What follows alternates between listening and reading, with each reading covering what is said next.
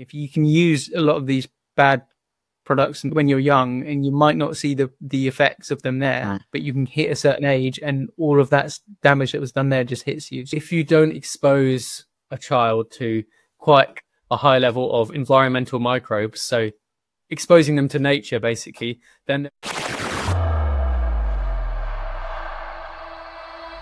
Sam and Kit Bowen-Russell, who really took skincare into their own hands. Twin brothers from the UK who are taking the skincare industry by storm. Sam is a nuclear astrophysicist, and Kit is a geophysicist and author. A Notre Dame grad and his twin brother are looking to revolutionize skin health. The two launched a 2-year intensive research study. Two very smart guys who knew all about bad skin at a very early age. That woman at the end was our mum, and really she's the face which launched 1,000 questions for us.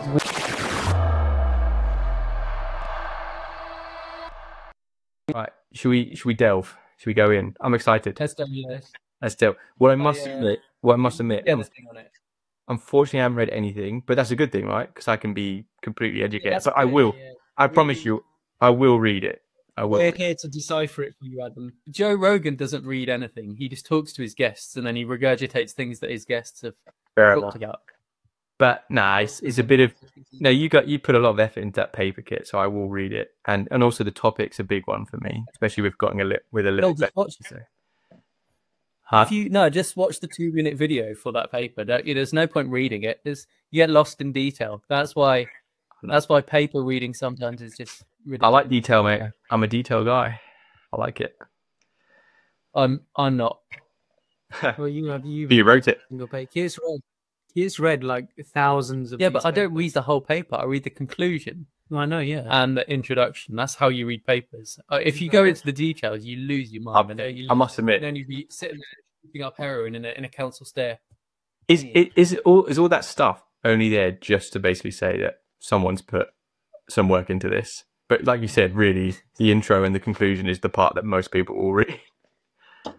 Yeah, a lot of it is put in. Well, again, in academic papers, some of those, what they do a lot of the time is they write loads of fancy wording just to make themselves sound big.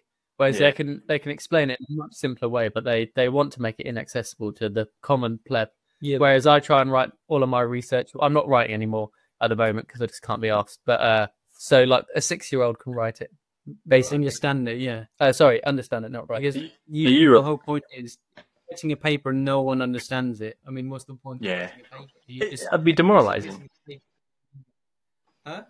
Yeah, you're right. It'd be demoralizing, right? You put all that effort in for fucking no one to understand what you're on about. But you're right. You're right, Sam. I think intelligence itself, right? Oh, sorry, mate. You go. My bad. No, I'm saying most of them like that. They don't want people to understand it. They want like they know exactly what they're talking about, so they just use larger words. That's the problem. It's a cover-up because they don't actually know what they're talking about a lot of the time. So they want to sound really clever, when sometimes they don't really understand what they're talking about. You know, when Adam, when you talk to someone, you must have had this in London in business, and you say, "Oh, what do you do?" and they give you like a 10-minute spiel about what they do, and you're like, "Oh, I have no idea what they do."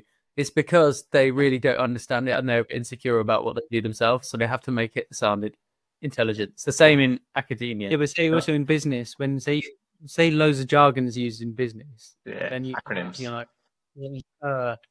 or like you talk to that's you must have talked to a banker in London. They bang on to you about bonds for about half an hour. I mean, that's what academics do when they're insecure. Well, it's everyone. It's not just academics. Everyone does it. Yeah. Yeah. Interesting. Surely the greatest form of intelligence would be to take a very complicated topic and break it down or whatever, or summarize it for everyone to understand. You are talking like Einstein, Adam. Yeah, is that what Einstein did? Yeah, what Einstein tried to do? Yeah, he said.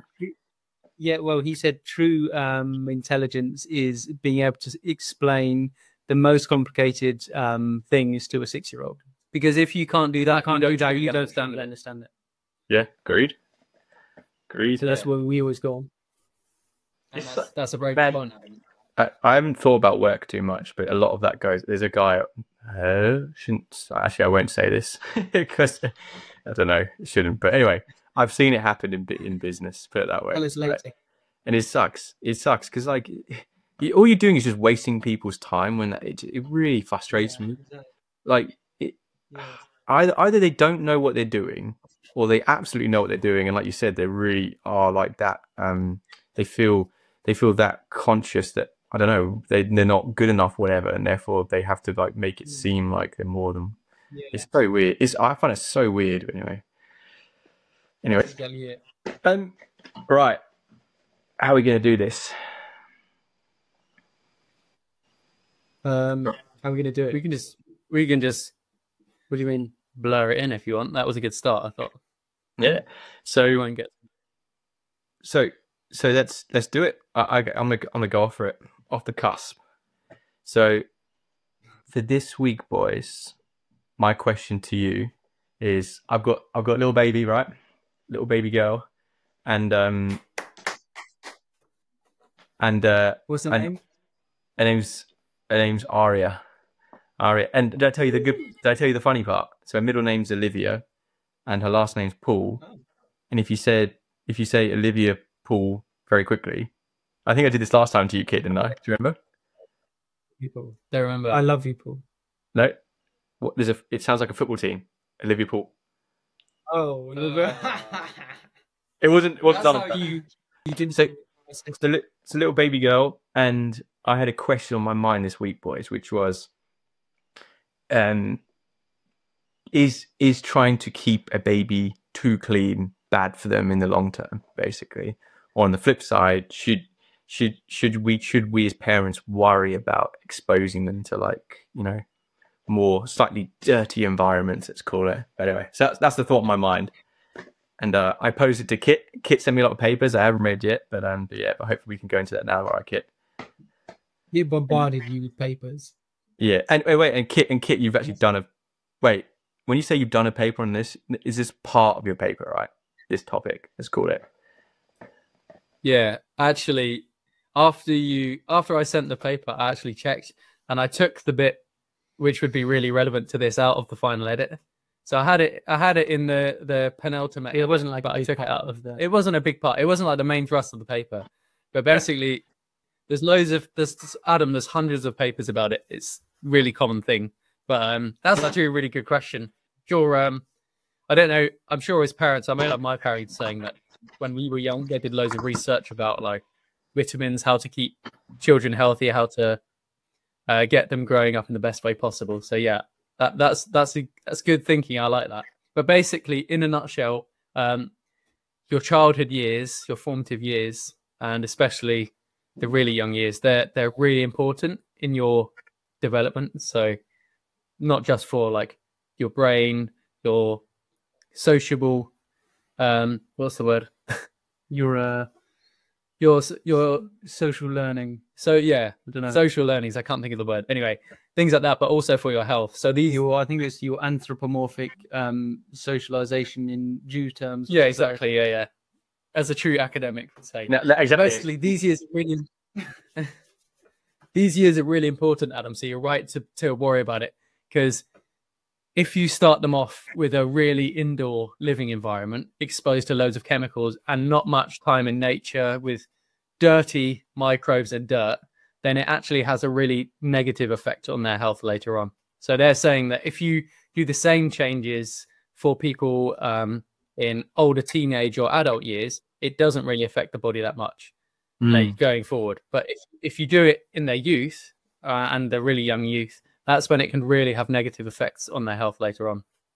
Okay, basically, there's one thing called the hygiene hypothesis. You have loads of papers, Adam, but this is the one hypothesis underlying it all.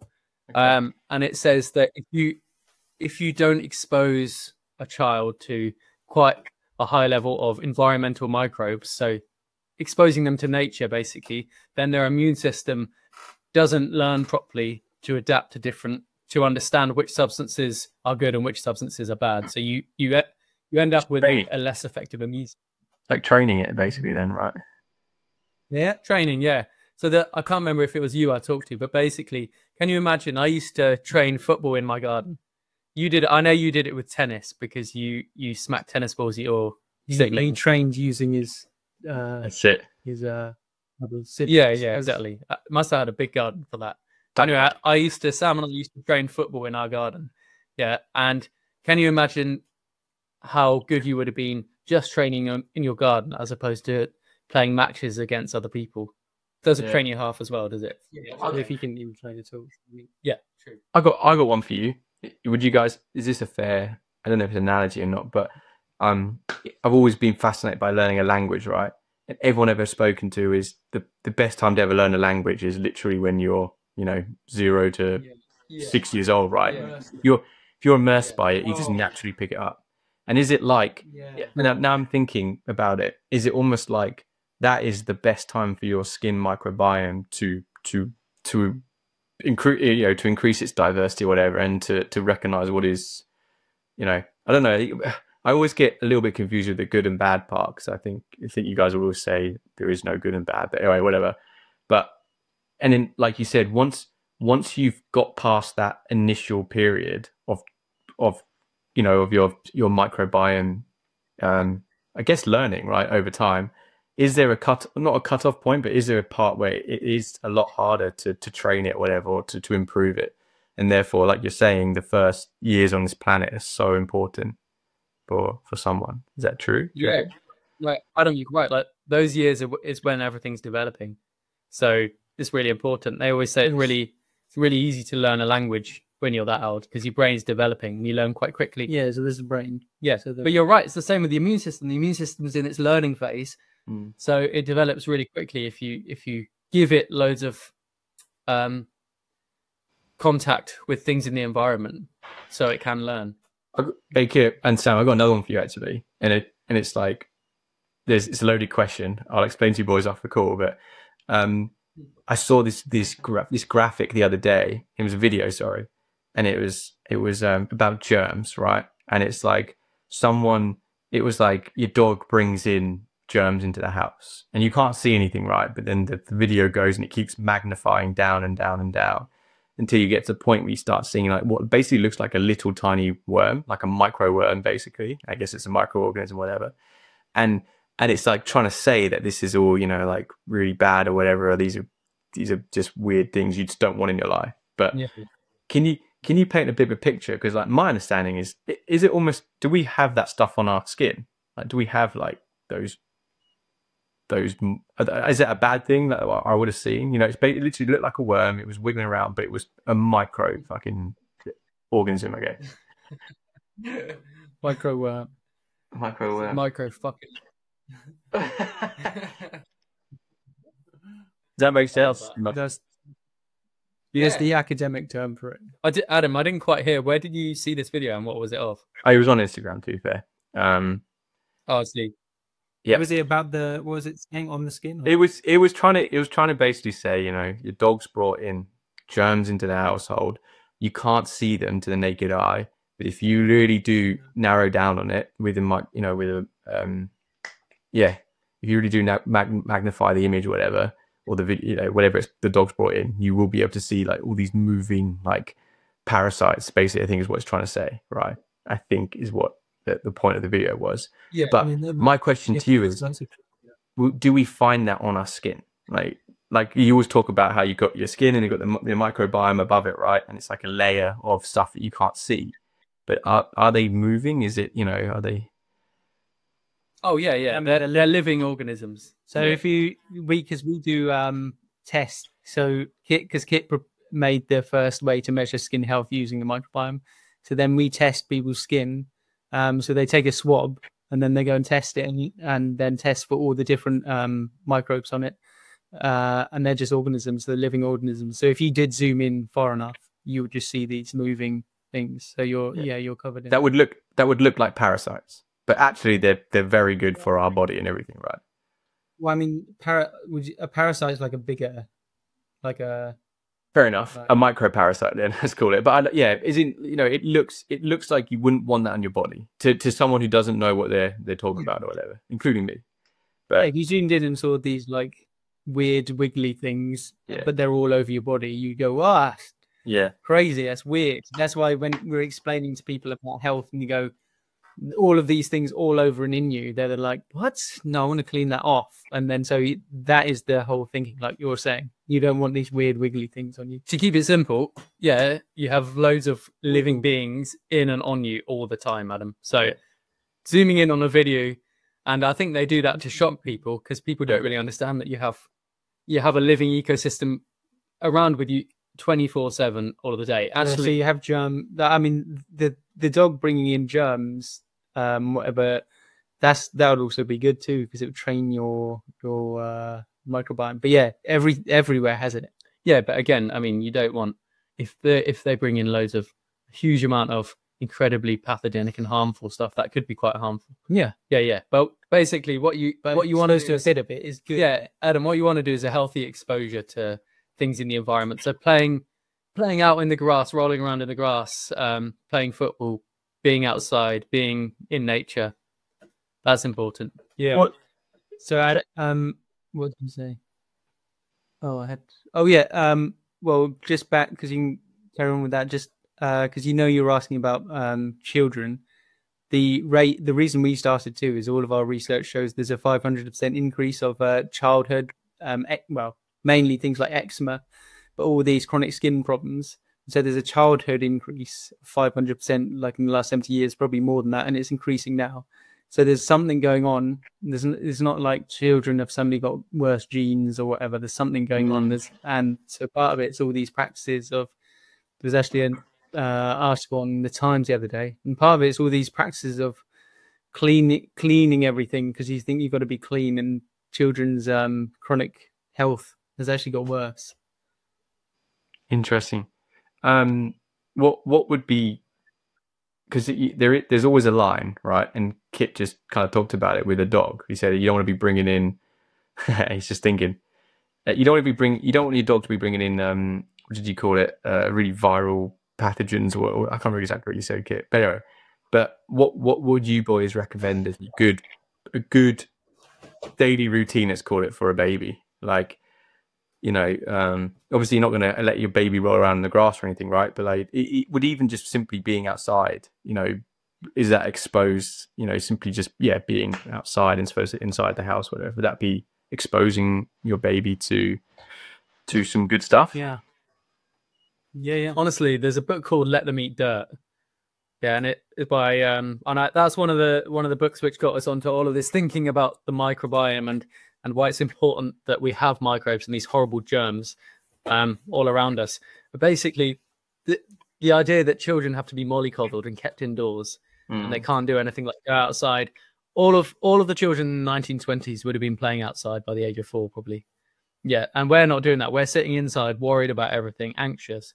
Parents are anxious, stick a phone in our hands, and we've got the worst allergy rates ever in existence. Allergy, chronic disease, all of this. So, I mean, all the vaccines and amazing advances there have wiped out all these. They're like the ones that harm children, so they're going to die, but death in childbirth and whatever. But all the chronic diseases have just completely shot up. So the more worried we get, the more chronic disease there is, and the unhealthier children are.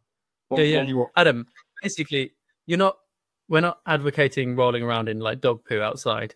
That's too far. But getting out in nature, just touching the ground, walking around on the grass, stuff like that, is really important for children. Being exposed to everything. Here's one for you. Like you mentioned, 4 years old, I say, versus 4 months. Like, obviously, like when a baby is very new, like I guess really when we was talking earlier about your microbiome is learning when you're in your young years. When is that limit? Let's call it. When is it? When could you start? Yeah. There we go. That's a good question. It doesn't. No, it's a good question. I mean, I wouldn't say it stops learning. I mean, it's a bit different because like the brain is like plasticity and it's growing. Yeah, but even that, you are still your own question there. When does the brain start becoming more mature and more stable? Don't know. Well, when we start becoming adults, mine hasn't become. Yeah, I know. Yeah, but when we start becoming adults, so the same thing applies. So everything in the body starts becoming more stable. Yeah, at the end of your teenage years and things like that. Well, yeah, becoming more stable. But then, yeah, you can still.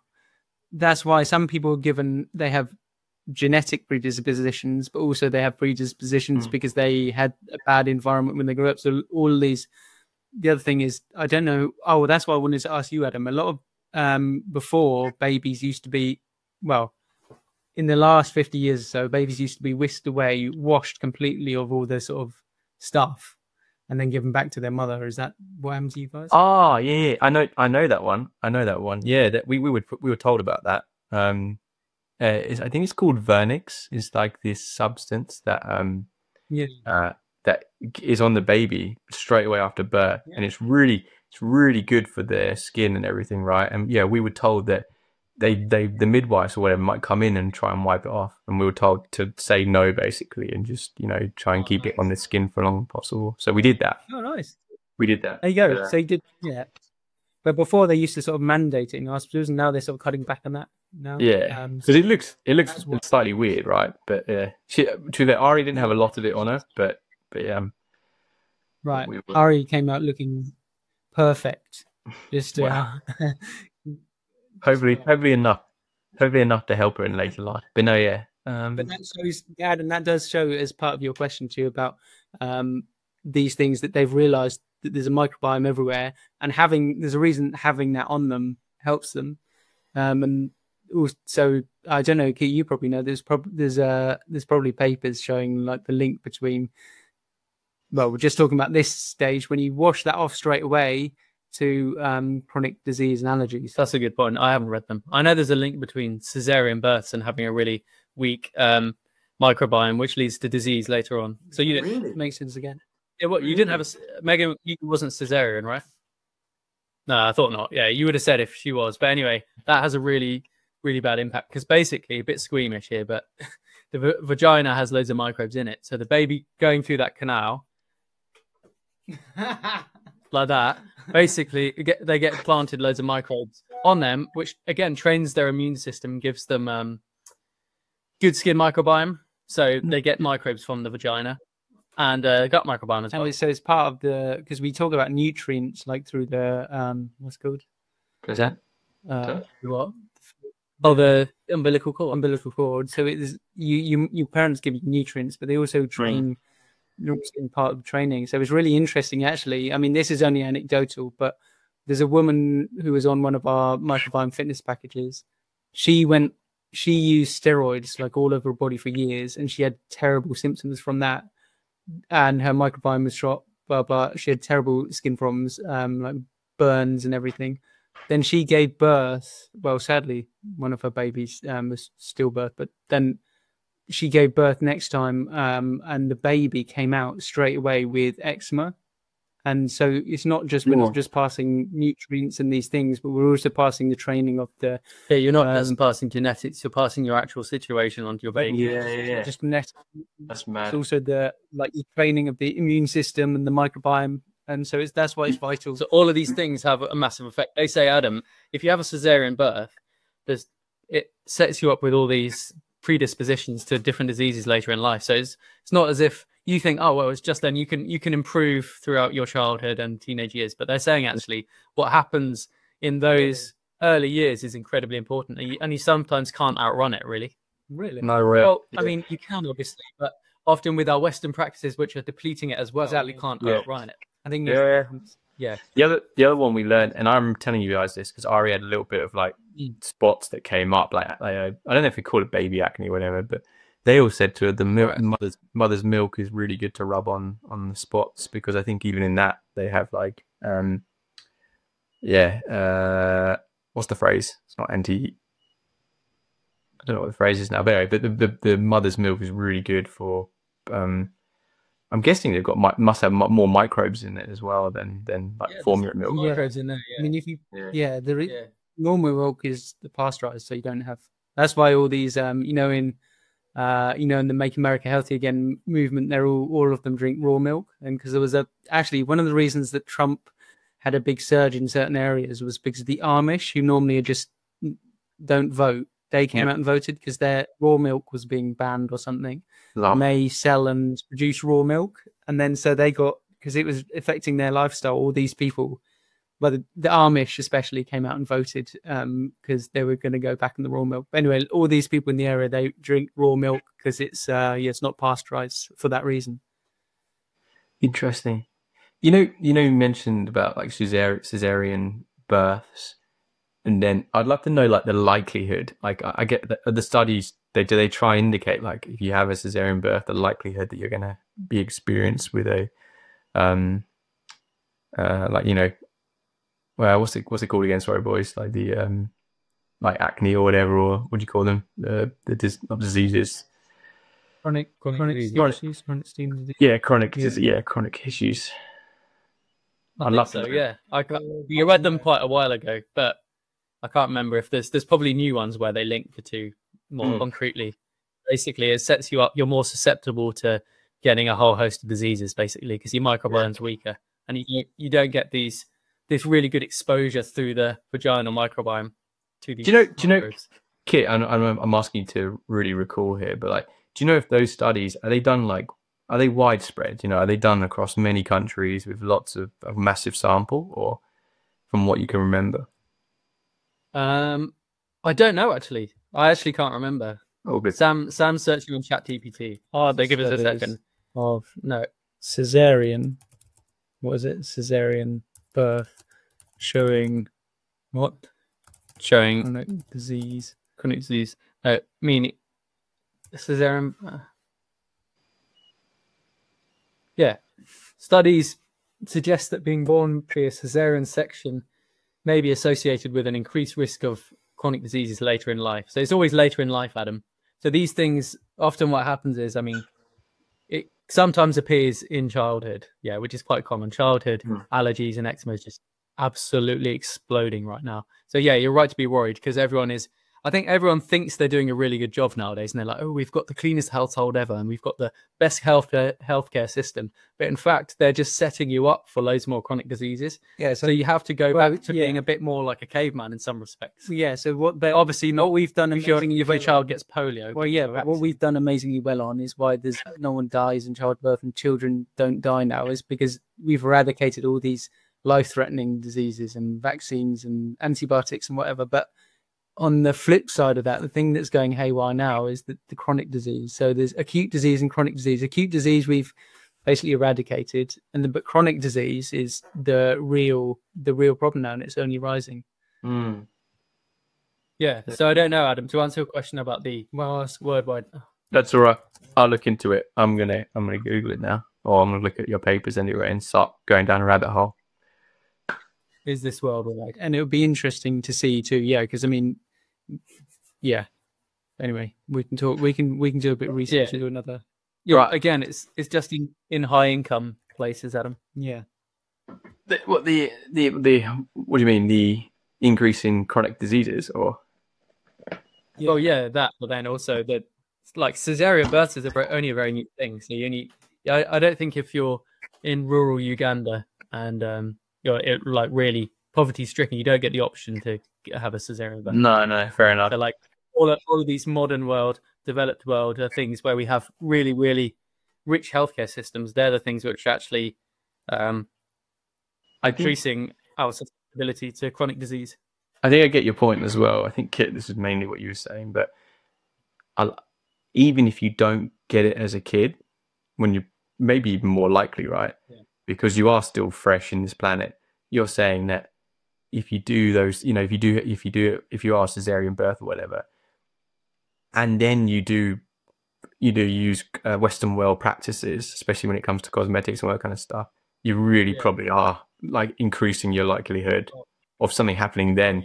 And then to make that causational link is like, it's pretty hard, I guess, in a way. I guess not many people would do that, I guess, but yeah, it's interesting. Yeah, and then it might not show, because your skin's linked to your whole body. So you could have depleted skin, then it sort of gives you troubles or internally, but then you might get to 30 or something, and then because you've been damaging your skin microbiome all the time, and it started off at a lower place, then you might suddenly explode with skin problems, and then you have no clue how to get rid of them. We've seen problems. Loads of people get to a certain stage, and they say, "Oh, I've never had anything like this, but I suddenly got this," and they list off chronic disease. They suddenly get hit by it especially after like a big event, which suddenly kicked their immune system out of that, and they got really like a big stressful event. But that wouldn't happen. That wouldn't happen if they were if their body was totally healthy in the first place. Yeah. So they think they're healthy just because they haven't really got many of those symptoms. But then suddenly, because it's on such a balance, because they are actually quite damaged and they've been set up like that since childhood, it suddenly just happens like that. So that's why loads of people sometimes they don't see the effects of it till later in life. Yeah. That's why it's quite hard to say, Adam, to directly link the two. So people say, oh, the baby's fine, nothing's happened to them. Well, I mean, see you later down the line. Yeah. So yeah, best bet for you, Adam. Best bet for you and Megan is just to honestly stay away from chemicals for the baby, not just in what she eats, but also what she puts on her skin. Those two things are really important. I'm trying my hardest, mate. I'm trying my hardest. In the Liverpool top that you get her for her first birthday, you can go and kick around her foot. That's it. Right. We get the full sock, Olivia Poole. Should we call it there? That was a good one, I reckon. Oh, last thing. Because what Kit was saying, last thing is, there's a woman that was on our package recently, and she, that's the other thing. If you can use a lot of these bad products and steroids and prescriptions when you're young, and you might not see the effects of them there, but you can hit a certain age and all of that damage that was done there just hits you. So she used it when she was like a teenager until she was 30 or 40, and then it just suddenly hit her at 40. They stopped working, and then she hit and she had all these terrible chronic skin problems, and she was like, she's out of work now, and then she's going, but I don't know what it is, and my doctors told me it's just genetic after using 25 years of antibiotics, steroids, cosmetics, chemicals. Doctors say it's genetic and there's no cure. Thanks for that, buddy. This is why, in a way, how I always get amazed at what you guys tell me about these multinational pharmaceutical companies and whatnot, and how they've been operating, potentially how they've been operating the way they have been for so long, and not really being brought up on it. It kind of makes sense right away when health is so complicated, to be able to say this individual thing here has caused this. It's so hard to say that, right? Which is why they can probably keep getting away with producing all these products and whatnot. You can never, and there are so many factors, so you can't pinpoint one. So you can never say, "Oh, that's it." And that's what we've seen with crazy things like the weed killer glyphosate. You can't. There's so many factors to like cancer and everything. But even though they're hemorrhaging like billions of pounds because people are showing that if they wear glyphosate weed killer kits, then they get cancer. Really? Other thing, even just on all of our food, we can't link. It's hard to link because there's so many factors that go into it. So you can't then say, well, that's the problem. So people can just keep doing it.